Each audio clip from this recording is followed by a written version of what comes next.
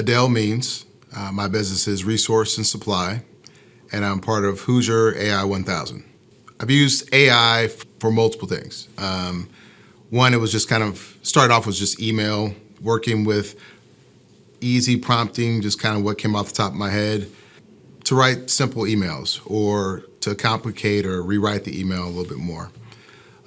Things have definitely changed since getting into the Hoosier AI 1000 class. Now it's not only the email, but it's how do we create workflows? How do we simplify workflows? Where does automation come in with the workflow? It's important to train as many people in our community because I think you need a baseline. I think you need a starting point.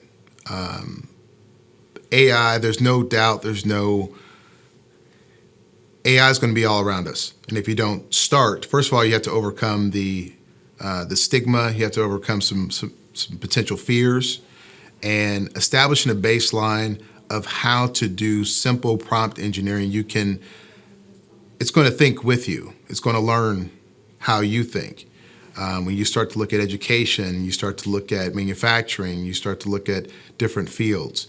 It's not that AI is going to, factual, it's going to take jobs, but it likely will not take the jobs of people who know how to work with it.